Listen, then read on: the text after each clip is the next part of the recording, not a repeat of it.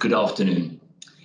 Regenerating the Workplace, presentation by the Institute of Directors, and I am the chairman of the IOD for the City of London. I think all of you will have actually seen or heard in the papers, TV, online, that there's an awful lot of comment, new ways of working, how should we do it, there's going to be changes, there could be another COVID episode, and therefore we're in a very kind of obvious period where change, uncertainty prevails. So what I like to do this afternoon or this morning is to go through and give you some principles that you can follow. So notwithstanding what may be happening in the wider world, there is something to follow. So in essence, the uncertainty of where you are, or indeed may be, I want to give you some confidence or some structure that allows you to make decisions to run your business, but also to react to the continual change that's in front of us. And as we all know, from March of last year, when the Prime Minister told us to stay at home, we all had to change rapidly in terms of how we actually work. And for some organisations, that was relatively simple, but for others, it took a degree of time. But the good thing about all of this is that we all actually did respond. But now it's not a kind of a black or white way forward. It's a kind of, it's grey. And that is where I'm going to cover this today. So in terms of a business, I think you as business people, you actually know how well you've responded. And if the business has responded well, then what you should be doing is looking at it practically and getting as many people in your organisation to comment so that you can adapt it for the future so that you can improve. We're all very good at kind of standing back and reviewing projects, launches of products to see what we've learned, what we can do better next time. This has been an 18-month project and we actually have to do that ourselves.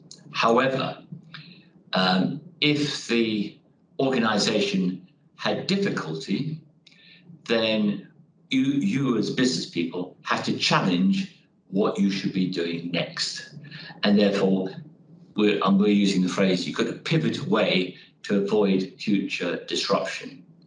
This may be quite critical in terms of your own organisation, but as can be seen by those that have succeeded, they have adapted.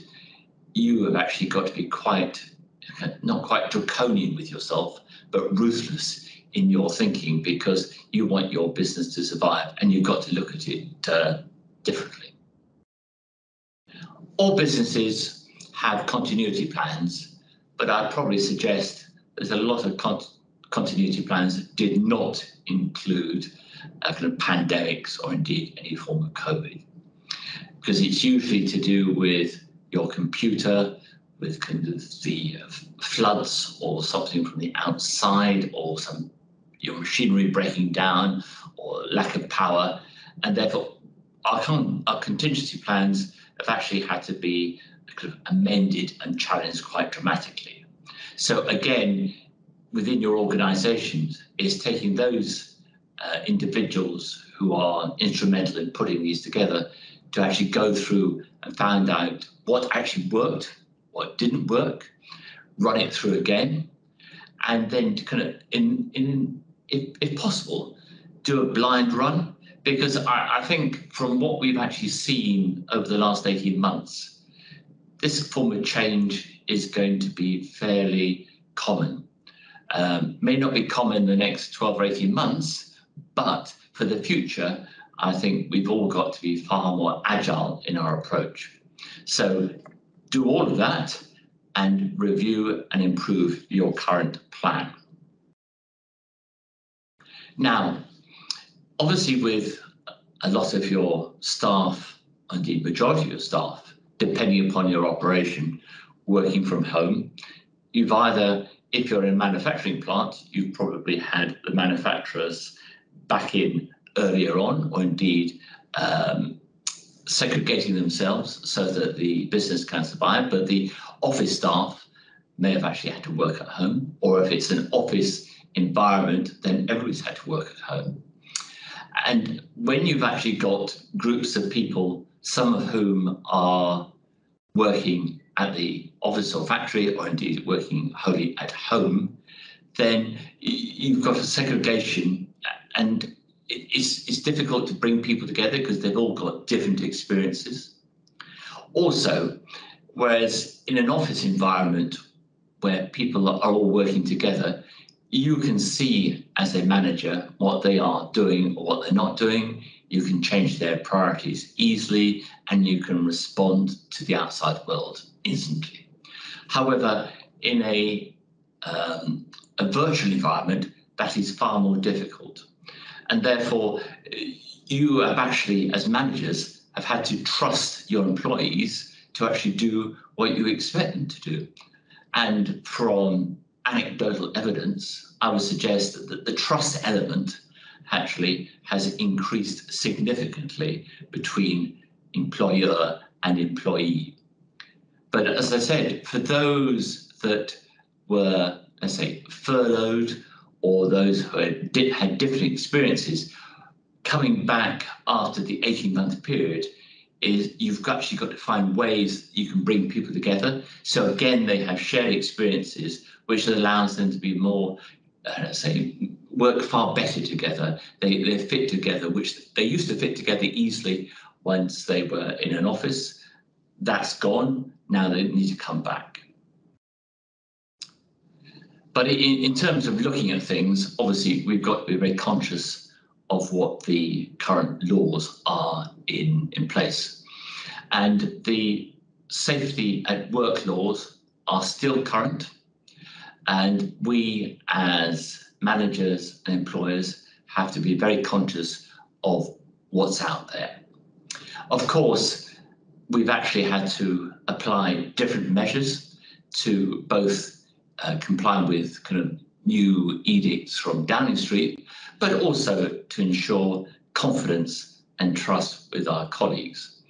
It's a very easy step as managers to say that, well, this was not forecast when the law was actually written.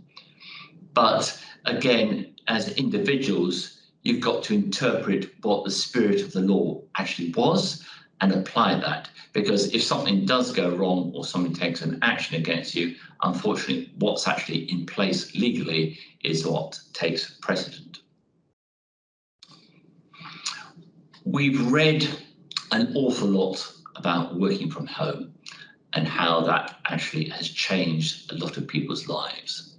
And especially for those mothers, fathers, sons, brothers, sisters, where they've got to look after somebody else, got to look after their children, whether they're carers or indeed if they're kind of disabled. This actual fact has actually helped people significantly because they are now in a position to kind of manage their own lives. And coming back to the point I made earlier about trust and kind of managing your own life should actually make the employee happier, because you're taking away the pressures of commuting, you're taking the pressures of having to be at a train station at a certain time, at the office at a certain time.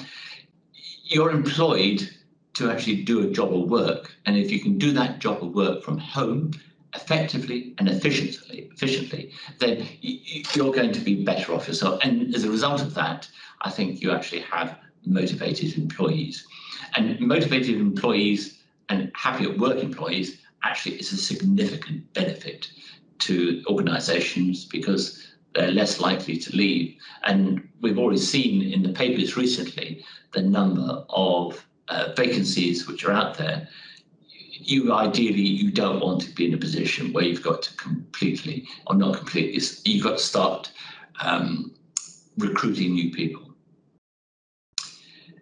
The pandemic has changed our working habits, and we are going to see new laws in due course. And indeed, last week, there was a comment from Downing Street that new laws in terms of flexible working are going to be put in place. So we don't know what that is, but coming back to the original point about kind of pivot, adapt, continuity planning, you're going to have a significant ingredient that's going to be added to this. But the good thing about it is that it will be kind of written down in a broad form so that you do have guidelines as to what the government believes to be protection for flexible working. And also, lastly, some form of working at home will now be considered normal. I don't think any of us will actually be completely going back to a kind of 5-day-a-week commuting up to London. Having had your own time at home to manage your own lives and be effective, that's an awful lot of ask to you to actually change as employers, let alone employees. So working from home is here to stay, and it's going to be part of our lives going forward. Employment law. I've talked about safety at work, but employment law is equally applicable. And how you actually manage and take your staff with you is worth taking time over. Because as we've seen in the second slide about the clouds of uncertainty, and every organisation is looking at things differently or adopting different speeds, you've got to find your own speed for your own organisation. You've got to determine what works for you, what works for your employees, what ensures that you can actually get your job done as an organisation, or indeed a job done as a manager.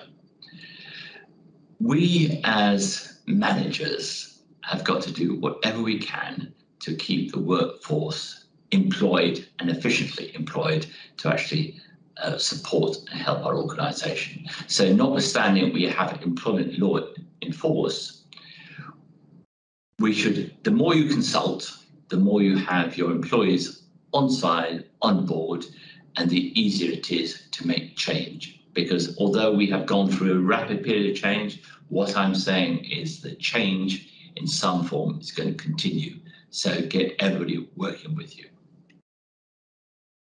So how can IOD help?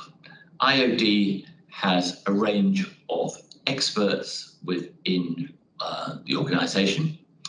Specifically, it has policies, including workplace risk assessments and updated safety at work policies, which you can draw upon, amend as is necessary. But probably more importantly, you can actually have access to one-to-one sessions with specialist advisors who I wouldn't say who know it all, but have actually kind of gone through the schools of hard knocks and have actually taken soundings and thoughts from a whole host of other business people, so that they're applying not their own knowledge, but the knowledge and what works and what doesn't work as applied by other members of the IOD. So that covers continuity planning, and it also covers employment law and COVID management. And probably for us as managers running a business, we're of course very much aware of our legal responsibilities, but kind of the legal provisions don't actually play an active part of our kind of regular day-to-day lives. And again, we have the helpline and expertise available to actually help. So if in doubt, pick up the phone, speak to somebody, because they'll be able to point you in the right direction. And that comes back to the kind of overarching statement at the front. We started today's talk about uncertainty, but we're ending it on confidence. And what I've tried to describe today is kind of a structure and a process and points to consider so that you as managers are aware of what you should be doing and how you should do it. So hopefully today's conversation has helped you. However, if there are any kind of points or discussion points or comments or questions indeed, please email me chair.cityoflondon@iod.net. Thank you very much. Thanks, John. A very enlightening presentation, and of course there will be questions coming your way, but I've got a couple for you before you go. You mentioned at the start of your presentation there continuity plans. How important is it to have continuity plans for a future pandemic? Because we know, and we've sort of got evidence that there is likely to be another one, maybe not next week, maybe not next year, but there will be another one somewhere down the line. I think it's crucial. It's not just crucial for, let's say, the managers within the organisation, but it's actually crucial for the whole organisation to know how it will respond. And therefore, whether you are an individual in the stockroom, or whether you're the kind of the CEO, secretary, all facets of the organisation need to have that in place. So it's an ideal world. Now that we've got a kind of a period in inverted commas of stability, is actually rewriting, reviewing, and actually putting it into practice, and actually having pilots to find out what works and what doesn't work. So crucial, absolutely crucial. And finally, from me, again, in your presentation, you mentioned employee trust, and that's important both ways, for employers to trust employees and vice versa, especially when, as you mentioned, there's a lot of people going to be working from home. They've got to be able to trust that they can do that work from home and make sure that their job is done correctly from home. Oh, absolutely. And it comes back to kind of motivation and indeed staff staying with you as opposed to leaving. The bonds that you have currently with your employees, if they are in your own building, are far stronger than if they're not in your own building. Therefore, you as an organisation have to try far harder. So what does meaning trying far harder mean? You can obviously encourage people to come to the office on occasion, make the office attractive. And I was actually speaking to some company recently who give breakfasts and lunches free to encourage. They're going to give vouchers. They've changed the whole format of the offices. They've kind of changed the coloration. So make your organisation something where people actually want to come back.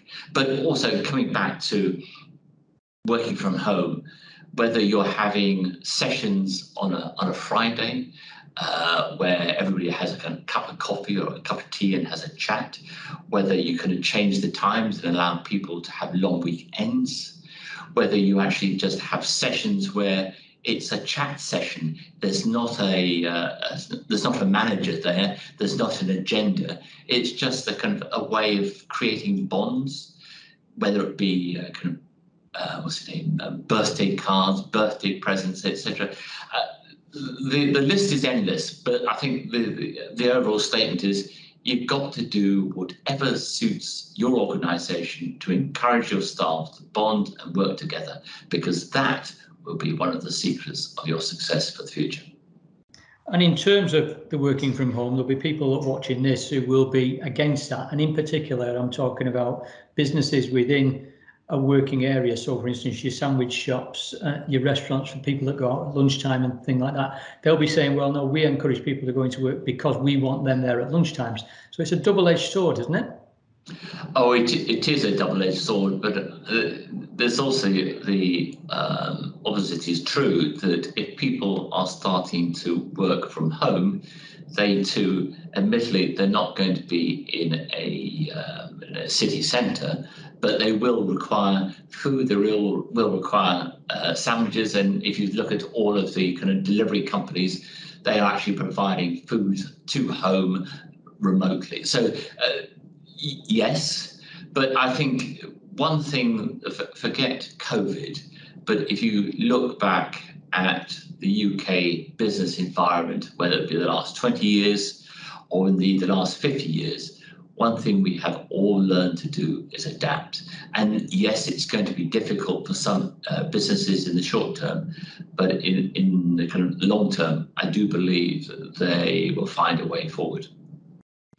John, it's been an excellent presentation. Thank you very much indeed for taking time out to do it. And don't forget, anybody that's watching this, if you would like to get any information from John, then that contact is there on the screen, chair.cityoflondon@iod.net. John, thanks very much indeed for your time. It's been a pleasure, and look forward to speaking to you again, maybe face to face when we can do a conference. My pleasure. I look forward to it. Thank you very much indeed. Thank you.